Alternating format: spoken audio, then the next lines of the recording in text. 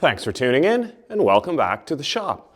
This is our 2013 Mitsubishi Fuso FG that I'm slowly turning into an Overland camper. As the temperature in the shop is starting to warm up, I can do a couple more things on the outside.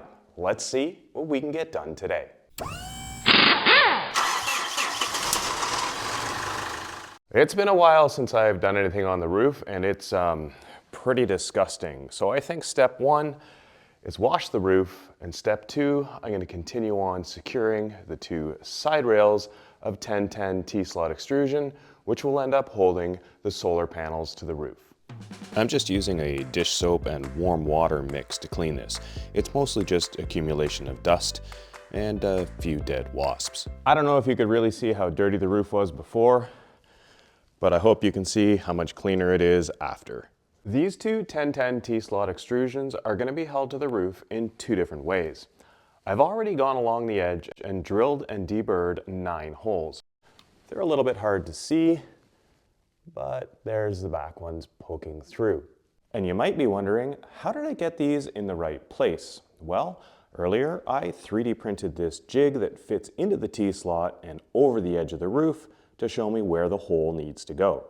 With the rail sitting at the edge of the roof, I can slide this jig along the roof, and this hole which hangs over the outside is automatically lining up my pilot hole with the center of the 1010 T-slot groove. In addition to the screws along the outside edge, along the top edge and the bottom inner edge, I'm going to place a bead of polyurethane adhesive sealant, which will do two things. It is an adhesive sealant, as I said, so it will help hold it in place, but will also seal out moisture from getting between the roof rail and the roof. Now, because that means effectively that roof rail will be glued to the roof, there's something that I need to make sure of before I attach it.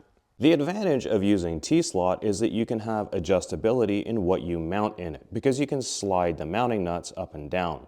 The problem is, if you cap the end with the roof, in my case, you can't get pieces in. So I have taken the end and carved the top and the inner side off so that I can still slide nuts in from the front and back. Speaking of sliding nuts in from the front and back, those bolts clearly need to go into nuts and they need to be in the right place. So I need to do a dry fit with no sealant before I do the fit with sealant. Because once I place the rail up tight against the back of this aluminum, I won't be able to access the nuts in behind. Which means I need those nuts to stay exactly where I put them when I do the dry fit. And that means, you guessed it, nut slugs. Ew. The nut slugs are effectively doing two things. One, as I move the rail around, unlike the one with no nut slug, it doesn't move. And two, it holds the nut slugs centered vertically as well as parallel to the back face.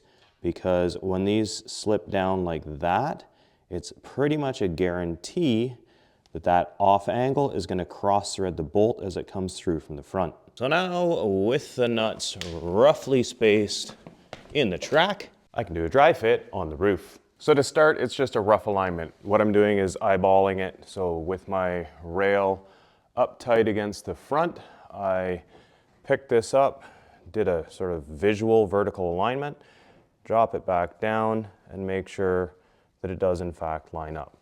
A little bit hard to see with the lighting, but that's actually exactly lined up. Now, before I put a bolt in there, I need to be able to lift at the second hole, but I know if I keep the front tucked into the roof, I can lift here and give a visual alignment, which I also have lined up, drop it down, and see, again, difficult with the camera, but it is actually lined up. I've done that with the third hole as well.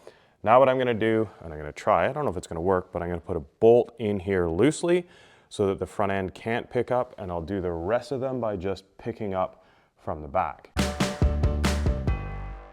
To fine tune where the nut slugs are, I thread a bolt in a few turns and tap it with a hammer. It can be done without, but I find this easier to get an exact position versus trying to move it by hand. And the last thing I'll do before I start spreading adhesive up there is test all the screws at the same time to make sure that none of those moved while I was adjusting the other ones, because if I don't, pretty much guaranteed one of them will have moved and I'll have adhesive all over the place and I'll be trying to lift it up. It'll be a mess. Probably will be anyway, but at least this way I know my holes are all in the same place as where the nut slugs are. Let's see if we can make this shot work. All of the bolts have been dry fit in place. The T-slot is nice and tight up against the edge. And I think as we get all the way to the back, it's time to put on some adhesive. No, I did not just get really tall. So here's the plan. I'm going to run a bead of adhesive right down in the corner where the roof panel and the aluminum sidewall meet. That's going to be the bottom outer corner. Doesn't really need a bead of sealant there, but I think adhesive-wise, it's a good idea. The second one will be around here, which should be at the outer edge of the extrusion. I've given myself this kind of black line as a "you've gone way too far" guide. That's about a 1/4 inch past the edge, so my bead really should be about here. At the ends, I'm going to put significantly more up and around the end just because I have a bit more of a gap there. And also, I'll lay a thin bead along this piece of the T-slot extrusion so that when I roll it back into place, that seals the upper edge along the outside edge here. For all of this, I'll be using a polyurethane adhesive sealant. I've used this stuff before when I was assembling the camper and in a lot of other places.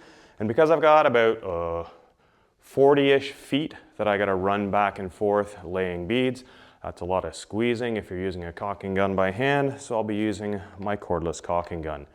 If you don't have one of these and you do a lot of this type of stuff, they are a game changer. Oh, and if this is your first time using this stuff, make sure you wear gloves. It gets on everything.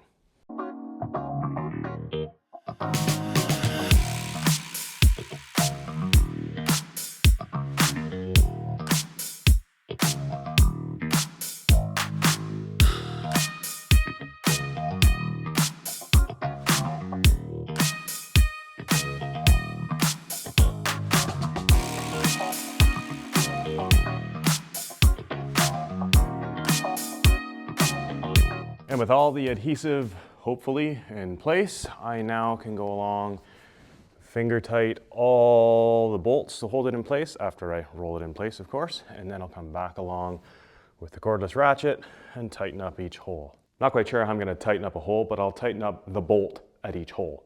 The key in all of this, all the way along here, is to roll this into position without getting sealant all over my everything. And get it in the right place the first time. Okay, I've already got some on my hand. I've got the front end in. Now I'm going to try and slide the back end kind of in and down at the same time. And start putting in the bolts finger tight. I want to make sure I get all of them in before I tighten any of them down, because if one of them is not in the right place, I've got problems. The bolts that I'm using are all 316 stainless steel button head screws. I'm not sealing them in now, but I will take them out once the adhesive has set and put a washer and sealant behind each one so water can't seep into the gap and so the stainless doesn't cause the aluminum to corrode. There we go.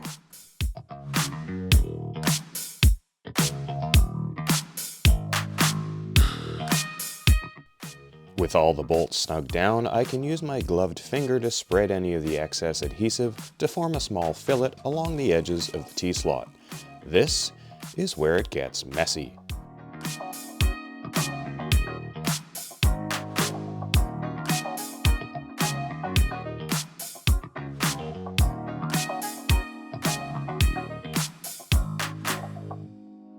And that is one side done. And it may not seem like it to you, but it's actually been 8 hours since I started this job. I had a little bit of an interruption. Unfortunately, that means I'm only getting one of these done today, but fortunately, I did manage to get all the adhesive in and the bolts tightened up before I had to leave. Now, the reality is the other side's gonna be exactly the same, so I don't think you need to see everything twice anyway. I hope you enjoyed that video. If you did, make sure you give us a thumbs up. If you haven't already, consider hitting subscribe. Make sure you check out the links in the video description, but most importantly, thanks for watching and we'll see you next time.